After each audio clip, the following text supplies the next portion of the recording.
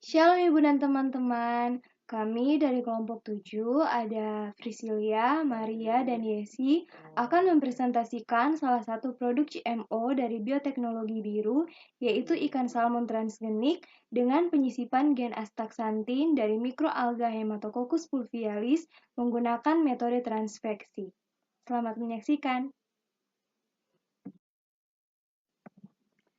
Jadi salah satu latar belakang pembuatan ikan salmon transgenik ini adalah para ahli melihat bahwa ikan salmon liar itu biasanya itu tidak diminati pembeli karena para pembeli ini menggunakan salah satu parameternya adalah warna. Jadi mereka tidak mau membeli ikan salmon apabila warna daging dari ikan salmon itu terlihat pucat. Oleh karena itu, para ahli membuat ikan salmon transgenik karena para pembeli ini juga menilai bahwa warna yang lebih merah atau lebih jingga itu dari daging ikan salmon, karakteristiknya itu lebih segar, rasanya itu lebih enak, kualitas dan harganya itu lebih tinggi. Oleh karena itu dilakukan penyisipan gen astaxanthin pada daging ikan salmon untuk meningkatkan kualitas dari ikan salmon ini agar tidak kalah saing dalam perdagangan di pasar. Ikan salmon yang dihasilkan pada transgenik kali ini yaitu daging salmon yang berwarna lebih merah dibandingkan daging salmon pada umumnya. Mengapa sih dilakukan ini? Karena kita tidak menutup kemungkinan bahwa banyak konsumen lebih memilih ikan salmon yang memiliki daging yang lebih merah, yang bertanda itu lebih segar. Maka dari itu para ilmuwan melakukan ini. Nah, di mana pewarna astaxanthin ini masih tergolong aman untuk dikonsumsi, menurut Galasso et al. Tahun 2018. Nah, bagi kita yang bertanya-tanya apakah aman mengkonsumsi salmon transgenik ini, jawabannya sampai sejauh ini mengkonsumsi salmon transgenik hasil transveksi gen astaxanthin pada daging salmon masih aman. Menurut Dewi 2012, belum ditemukan efek samping terhadap metabolisme tubuh manusia, tubuh kita yang mengkonsumsi ikan salmon ini ketika kita beli di pasaran. Gen astaxanthin yang ditransveksi pada tubuh ikan tidak akan aktif pada primata seperti contohnya kita manusia dan kera. Pada ikan salmon transgenik kali ini, mikroorganisme yang digunakan yaitu mikroalga Haematococcus fulvialis, di mana mikroalga berikut merupakan jenis spesies mikroalga hijau yang bersifat uniseluler. Berikut dijabarkan taksonomi dari mikroalga ini. Menurut Witono et al. Tahun 2018. Nah, Haematococcus fulvialis merupakan sumber utama penghasil astaxanthin alami. Jadi mikroalga ini adalah salah satu organisme yang dapat memproduksi astaxanthin lebih besar, jumlahnya lebih besar dibandingkan organisme yang lain. Menurut Wong Ho dan Lai tahun 2016.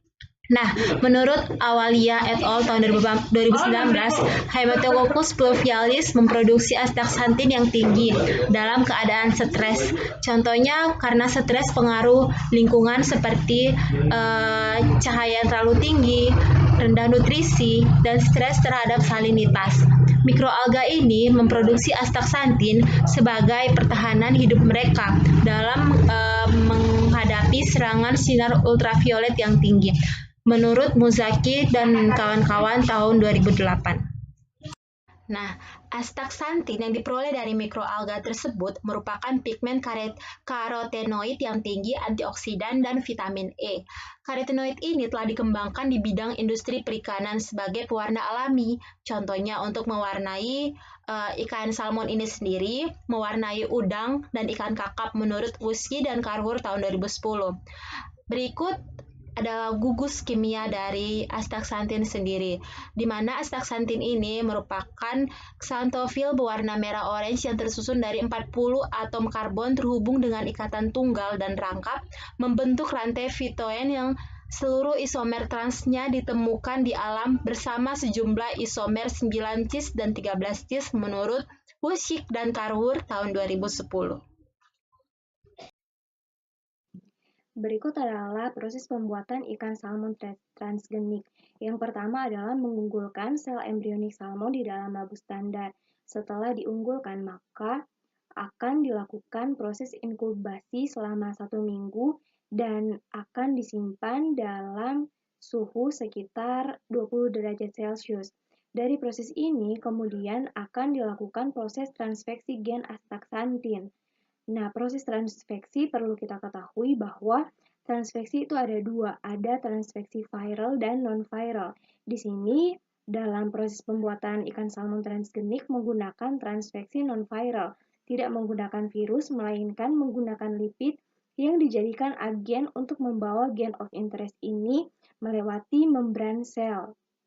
Nah, atau juga dapat dikatakan bahwa reagen dalam pembuatan ikan salmon transgenik ini menggunakan proses transfeksi dengan lipid, seperti itu. Selanjutnya nantinya akan terbentuk sebuah kompleks sferikal berupa polyplex atau lipoplex yang mana akan berikatan dengan membran sel target.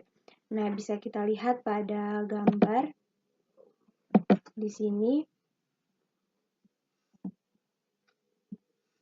Nah, di mana ini liposom ini merupakan reagennya nanti akan berikatan atau menyatu dengan gen of interest, yaitu gen astaxanthin. Nah, setelah berikatan akan melewati membran sel, kemudian akan terjadi endositosis sehingga menghasilkan endosom. Endosom ini nantinya berperan sebagai alat transportasi. Nah, proses selanjutnya endosom nantinya akan bercampur dengan lipoplex di sini ya. Nah, sehingga pada gambar ini bisa kita lihat kalau warna ungu telah menyatu dengan warna orange di sini. Seperti kata Bu Ira, cerdas melihat gambar seperti itu ya. Nah, selanjutnya dari proses ini, maka DNA itu akan terlepas, kemudian akan masuk ke dalam sel embrionik salmon. Selanjutnya kita akan membahas mengenai hubungan gen astaxanthin dengan warna pada ikan salmon transgenik. Nah, untuk meningkatkan warna pada daging ikan salmon, dilakukan penyisipan gen yang mengkode senyawa karotenoid berwarna jingga ke dalam ikan salmon, sehingga nantinya dagingnya akan memiliki kandungan karotenoid yang akan meningkatkan warna pada salmon sehingga tidak pucat. Hewan-hewan akuatik biasanya tidak bisa menyintesis karotenoid ini di dalam tubuhnya, sehingga harus mendapatkan pigmen ini melalui pakan ataupun melalui transfer gen. Gen astaxanthin sendiri adalah karotenoid yang sangat penting bagi ikan dan organisme laut lainnya yang nantinya akan berperan dalam proses pewarnaan bagi kulit dan daging filet, khususnya pada ikan-ikan salmonoid.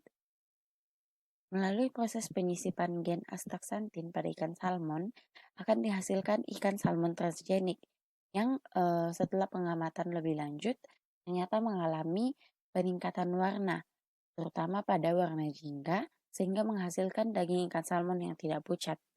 Hal ini membuat ikan salmon transgenik dengan penyisipan gen astaxanthin memiliki nilai ekonomis yang lebih tinggi dibandingkan ikan salmon pada biasanya. Dan hal ini dapat menjadi metode alternatif untuk meningkatkan kualitas pada ikan salmon. Perkembangan bioteknologi, termasuk dalam bidang kelautan dan perikanan, tentunya tidak terlepas dari peranan Allah. Nah, tentu ada kelebihan dan kekurangan dari bioteknologi tersebut, termasuk dalam ikan salmon transgenik ini sendiri. Sehingga kami menganggap bahwa diperlukan kebijaksanaan dan masih harus dilakukan penelitian terus-menerus agar dapat lebih maksimal lagi penerapannya. Nah, penerapan bioteknologi pada ikan transgenik harus tetap memperhatikan aspek kesejahteraan hewan dan lingkungannya. Berikut daftar pustaka yang kami gunakan. Aku ditiup angin sampai kemarin. Sekian presentasi dari kelompok 7. Kami ucapkan terima kasih. Tuhan Yesus memberkati. Lalu aku menguncinya.